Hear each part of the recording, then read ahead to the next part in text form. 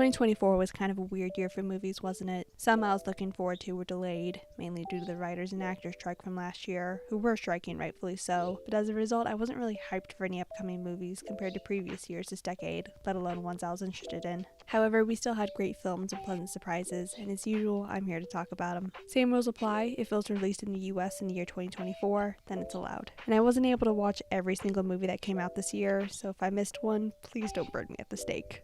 Without further ado, cue the aesthetic lo-fi / piano montages.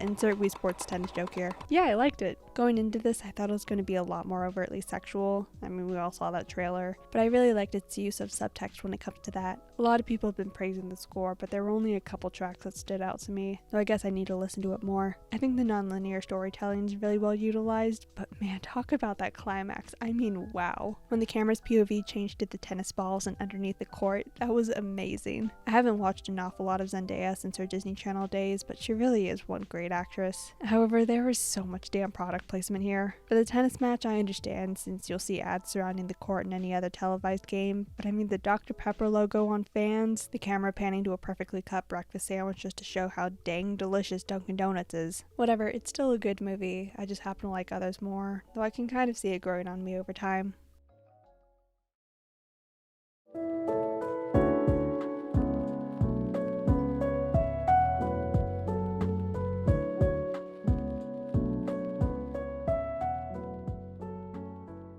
Yeah, this is technically a 2023 movie, but it's not my fault it was released almost 6 months after the fact. Well, actually, I got to see it earlier at this one night only screening, but whatever. It's a charming story about a dog and his robot, and it's one of those movies when you're watching it and you realize, oh, that's why the movie has that title. I loved its use of Needle Dropping September, and not just because it's the song that already slaps. I also really liked its use of no dialogue, and when you think they're going to start talking, they don't, and they find a creative way around it. Anyway, nice film, go check it out.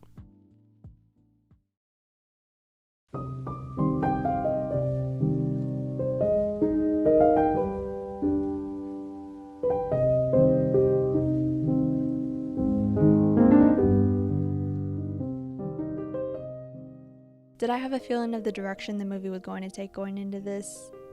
Yes. Did it hinder my enjoyment? Perhaps. But did I still have an engaging and emotional experience?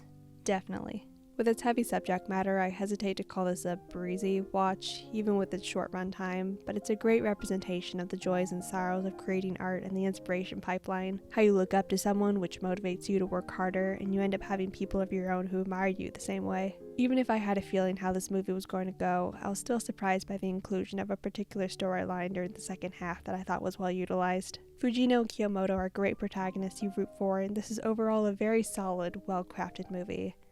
And yet another anime that absolutely loves to rip your heart out.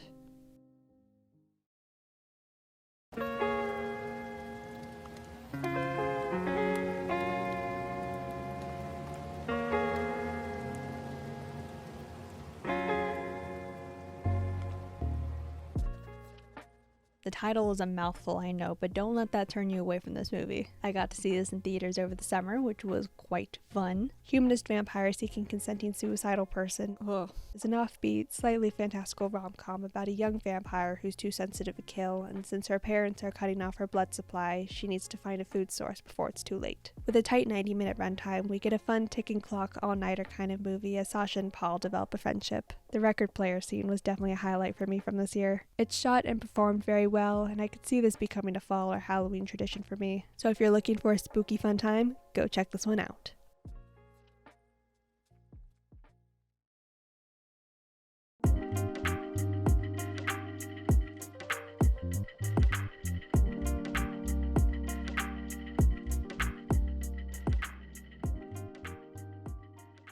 Much like Humanist Vampire, you know the rest of it, Dee Dee is another enjoyable coming-of-age story, perfectly capturing what middle school boys are like at that point in their life, and how annoying they can really be. This movie takes place in 2008, and even though I was 5 at the time, I still fell victim to some of the late 2000s nostalgia with the old school YouTube and all. Even if you don't relate to Chris in terms of age, gender, or race, I certainly don't. There's still something for everyone in this, like trying to fit in with the cool kids. Coffee on Letterboxd said every demographic deserves their own 8th grade, and I couldn't put it better myself. It's a great movie with a great cast that seems to be flying under the radar, which is sad to see, so go check it out.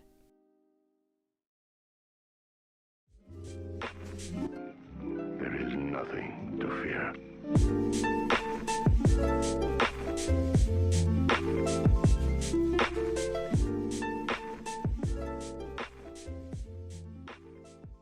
It is completely and utterly unfathomable that a film this vibrant and stylistic only cost $10 million. At this point, 100 million blockbusters have absolutely no excuse to look like mud and concrete. Dev Patel undeniably delivers in this film that he not only stars in, but was written, produced, and directed by him. I will admit it took me a while to get fully invested into the story and for it to kick into gear, but hot damn does that third act knock it out of the park. Maybe it'll be a smoother experience on rewatch. I'm not really into brutal, violent action movies, and I did have to look away at multiple instances, but if it has a deep emotional core, then I'm seated regardless. On paper, it's your typical underdog coming-of-age story, but adding gut-wrenching themes of trauma and how that carries into adulthood made this a very nice surprise, especially with how its social and political commentary feels quite relevant not just in India, but in the US, especially during this specific time of the year. I read that this was a passion project for Patel, and after having the production almost cancelled due to COVID, it managed to survive. This was a banger feature directorial debut, and with this and his recent appearances in Wes Anderson's short films, I for one cannot wait to see what's in store for him. I wish nothing but a blinding bright future for him.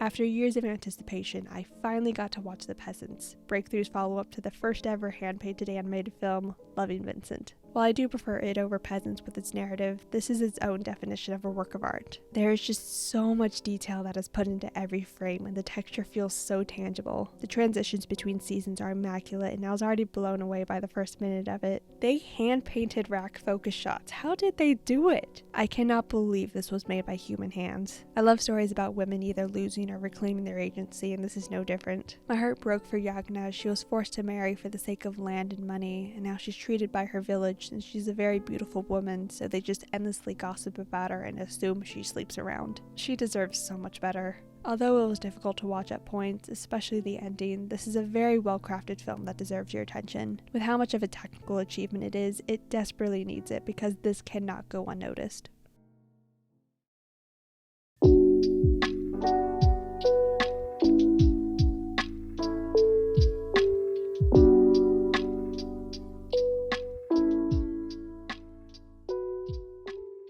I've been hesitant about including making-of documentaries into these lists of mine since I'm going in with the bias that they're on movies that I already love, but damn it, this one deserves it.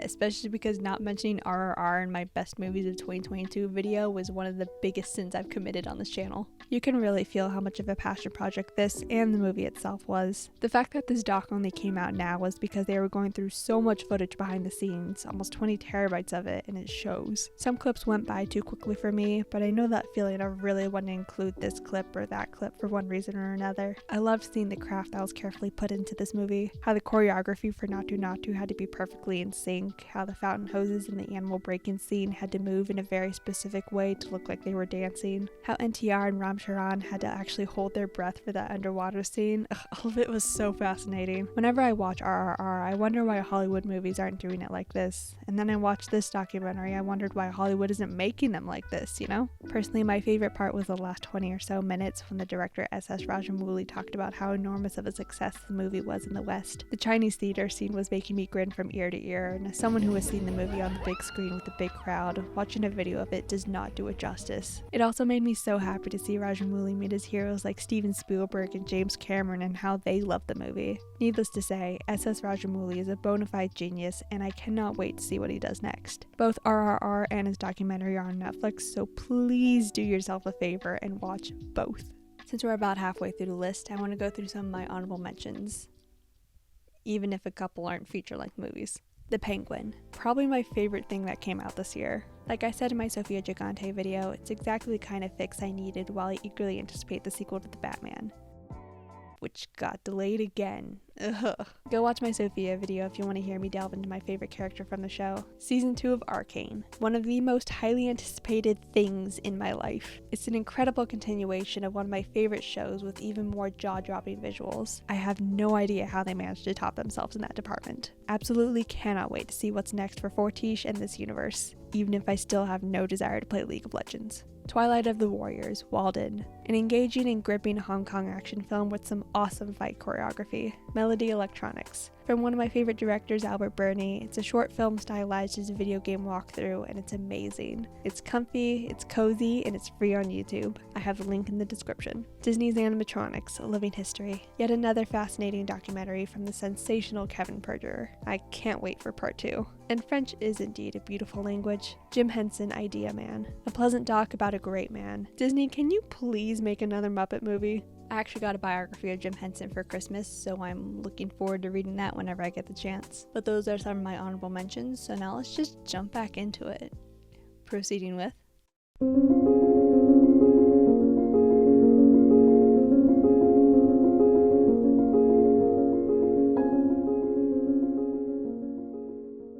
Even with my bias toward Kung Fu Panda, The Wild Robot is definitely a lot better than its 4th entry. It's not my favorite animated movie from this year, but it's still splendid. It was disappointing to not see Kung Fu Panda 4 commit to an alternate art style, but I'm really glad The Wild Robot did. It's somewhat brushstroke-esque and oh so vibrant. The wildfire scene alone feels like it's taken inspiration from Bambi and Puss in Boots: The Last Wish. One detail I really liked was Roz's character progression. In the beginning, her voice is obviously very stilted and robotic, but as time goes on, it becomes more natural, human, and for lack of a better word, motherly. Lupita Nyong'o did a great job, and I especially loved how much credit she gave to the animators in interviews. I wish more celebrities did that. However, my favorite character was Fink. He was hilarious. Speaking of the humor, there were times it got surprisingly dark, and I thought it was a refreshing addition. Mainstream animated movies tend to stay away from it as much as possible because we have to think of the children, but when you're dealing with the wilderness, you have to acknowledge at least some of the harsh reality that comes with it. I'm glad to see that The Wild Robot is a success, and I'm looking forward to the upcoming sequel. It sucks this is the last DreamWorks movie to be produced in-house, but hopefully this doesn't damper their output.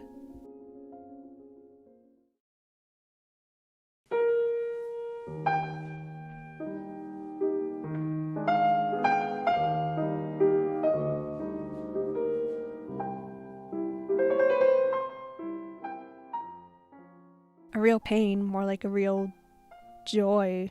Am I right? I loved this movie. I don't consider myself a fan of Jesse Eisenberg, but this movie made me turn my thoughts around. I mean, the fact that he starred and directed in this, and that monologue he performed in the restaurant, wow. Carsten Rundquist described this as being similar to the Before trilogy, with characters walking around a foreign city and having these thought-provoking conversations about the world and aspects in life, and I definitely felt that while watching. Ugh, man, when am I gonna be able to do that? It made me wish there was an extra 10 or so minutes because of that, but this was one breezy 90-minute experience. When Will Sharp showed up, I went all, "What are you doing here?" Since I was watching The White Lotus when I saw this, so that was fun, and I really liked the performance he brought into this. Though my favorite, like just about everyone else, would be Kieran Culkin. I haven't seen Succession yet, I know, but he was hilarious, vulnerable, and so human. You get secondhand embarrassment from what he says and how he acts, but he's still so likable because he's so genuine. Another thing I loved as a pianist was that the score consisted of nothing but Chopin pieces. He was a Polish composer, and it perfectly matches the film's environment as he traversed through the landscapes of Poland. Even though this film brings a tragic historic event to the forefront, it's still a funny and heartwarming journey to experience, so go watch it.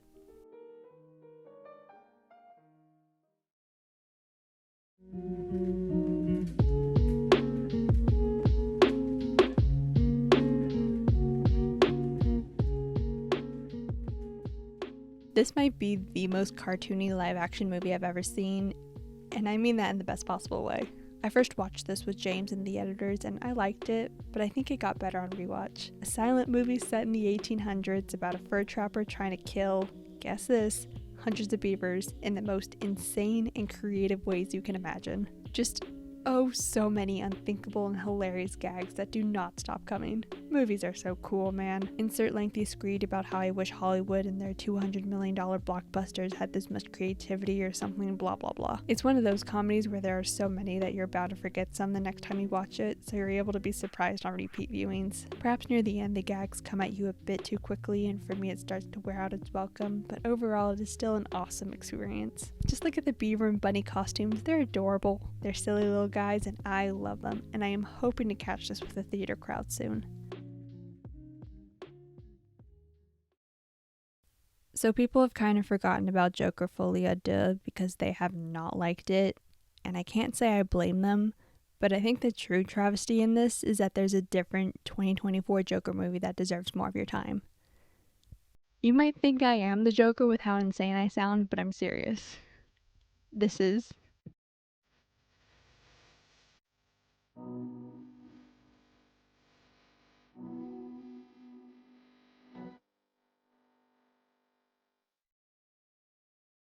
Yes, this is real, and yes, it is legal. That's the power of fair use, baby. I should know. I'm starting to realize that movies that have directors as their main characters are some of my favorite movies, and I am very lucky to have caught this not once, but twice in theaters. Much like the Lego Batman movie, it is very gay, and it is very much a love letter to Batman, and that's what I love about it. Yes, it looks low budget, but it's because it is low budget. But like Hundreds of Beavers, it's incredible what kind of creativity can come from such financial limitations. You have inventive and hilarious interpretations of these iconic comic book characters like Penguin, Poison Ivy, and Joker the Harlequin herself. It also utilizes a bunch of different animation styles to fit the tone of that scene, and it's amazing to look at. This movie is not going to be for everyone, I know, but I do think it deserves your attention. Again, much more than that other Joker movie. Even though I kinda liked it, but...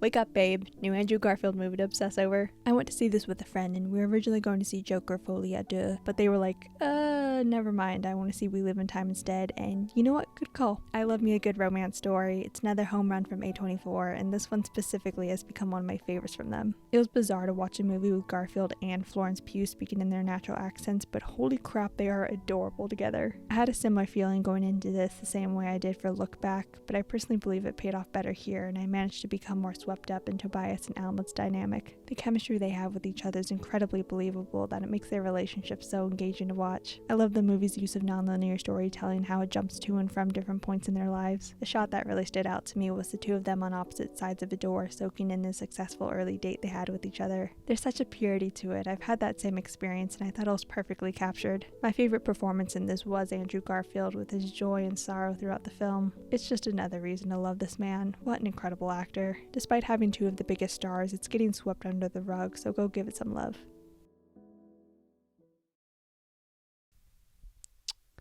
So when this particular movie was announced, I was actually looking forward to it, even though I knew next to nothing about its original source material.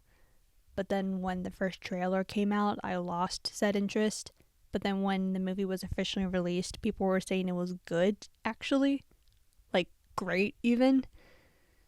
So I had to see it for myself. And yeah, it was good. It was really damn good. This is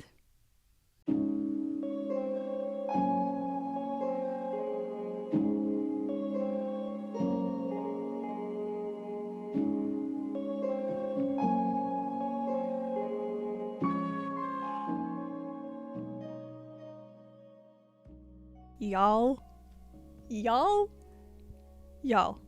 I forgot movie musicals could sound like this. I know that sounds stupid since it's based on a musical, but after Wish and Moana 2, it's such a breath of fresh air to experience a movie musical that actually holds the space of a Broadway musical. The choreography, the clever lyrics, the lush instrumentation and choirs, that's the magic of Stephen Schwartz for ya. I really enjoyed this. Despite being something of a theater kid myself, I didn't actually listen to the soundtrack for the first time until a couple months ago when I just spontaneously decided to put it on a drive home from school one day, even if I was just impatiently waiting for Defying Gravity the entire time. But the story is really good once you have the full context for it. I mean, who'da thunk? I thought it was paced really well, and I totally bought into Elphaba and Glinda's blossoming friendship. After Kristen Milioti shared her failed audition for this movie, I can't help but picture it with her as Elphaba and wish what could have been, but Cynthia Erivo ended up doing a fantastic job. She gave such a wonderful performance, and her vocals are off the charts. I love hearing about how she wanted to incorporate micro braids into Elphaba's hair in order for black girls and women to see themselves on screen, and it looks amazing. But the one performance that really took me by surprise was Ariana Grande. I will be honest, even though I was aware of her acting background, even watched some of it back in the day, I was really skeptical of her casting since it did feel like a publicity stunt. But don't you worry, I have acquired what one would call character development, and have since jumped off that ship. I feel bad having felt that way, especially since she herself was aware of this. I didn't want this if it meant I weren't right for it. I wanted the reason why I landed this role to be performance-based. I wanted to earn it. She was amazing in this. I thought she sensationally captured Glinda's characterization that was done previously by Kristen Chenoweth. She's airheaded and condescending, but still manages to be incredibly likable since you know she's good-natured at heart. She's perfectly hilarious and theatrical and lit up the screen every time. I also love Jeff Goldblum and, of course, Mother of Mothers Michelle Yeoh, and it was so cool to see the two of them share the screen. And oh my gosh, Defying Gravity was amazing. I've had What Is This Feeling stuck in my head, and a particular appearance from some particular people was my Marvel fanboy moment.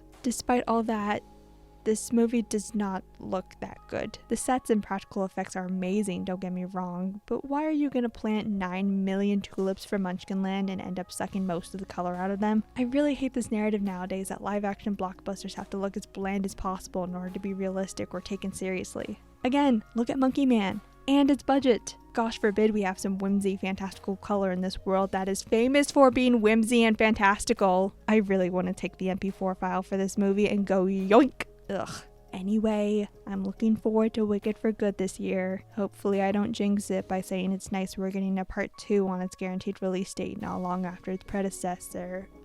But John M. Chu, when you're done with it, can you please go back to making the Crazy Rich Asians movies? It's been over 6 years, come on. With that said, here's my number 1 movie of 2024.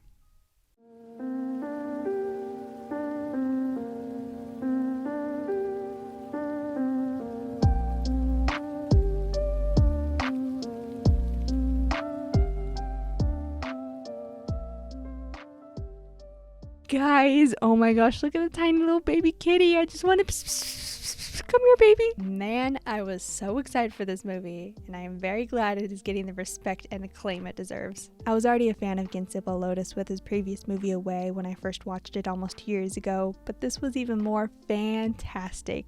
And not just because I get to stare at a cat for 85 minutes. Mostly. The textures are more detailed, the lighting and environments are more atmospheric, the narrative has more to chew on. I love those moments when you become a fan of someone or something for however long and you finally get to see them get their time in the sun. It's an amazing feeling. While this movie wasn't done solely by him like Away, he still did a ton of the heavy lifting by directing, writing, producing, editing, and composing. Actually, when I watched the Wild Robot trailer for the first time, it reminded me of Away with its lack of dialogue. And while I understand the animals talking was necessary for the story and it's a thing from the book, it's really nice to see an animated movie with animals and have them act like animals. Early on in the runtime, there were multiple instances I came close to getting choked up just because I wanted to leap through the screen and save the cat from danger. With his body language and mannerisms, you can tell he was animated by a cat owner, or at least someone who studied them for hours, and it shows. It's incredible seeing an indie animated movie win the Golden Globe, and while I think it's very unlikely for the same to happen at the Oscars because they just be like that, of course I can't talk about the Golden Globe win without mentioning Gint celebrating his win just like Paul Giamatti last year, by going to In-N-Out. You dropped this, King. Needless to say, I am definitely absolutely proud of Gintz and I am ecstatic to see more from him, as well as his studio and perhaps the country of Latvia as well. And those were my picks for the best movies of 2024. I have a full ranking of the movies I watched from this year on my Letterboxd, so the link for that will be in the description. Like I said, there wasn't an awful lot of movies I was interested in last year, but there are definitely a number of them I'm looking forward to this year. We got Bong Joon-ho's grand return, first movie since Parasite with Mickey 17, starring none other than my beloved Robert Pattinson. This is my most anticipated movie of the year, and I will be talking about it in another big video of mine. Just you wait. Speaking of Rob, he just finished filming 2 other movies, The Drama with Zendaya and Die My Love with Jennifer Lawrence, so hopefully those come out this year. Like I said, I can't wait for Wicked for Good, and I'm eager to see James Gunn revamp the DCU with Superman. And there's also a few indie movies I'm looking forward to, like Opex, which is a new feature-length movie from Albert Burney, who I mentioned earlier, and also A Big Bold Beautiful Journey from another one of my favorite directors, Kogonada, starring some of my other favorite actors with Colin Farrell and Margot Robbie. In terms of animated stuff, K-pop Demon Hunters is coming out this year, and we're getting a new Mamoto Hosoda film called Scarlet, so I can't wait for that. I'm really looking forward to all of these, and the ones that will come along surprise me along the way. This is going to be another year of movies, and this is going to be another year of me talking about them, so be sure to comment, like, subscribe, and join my Patreon to support me. And I also have a Blue Sky now. I've had it for quite a while and I keep forgetting to plug it into videos, so yeah, go do that. Do all the engagement stuff and all that jazz, and I will see you later. Okay, bye!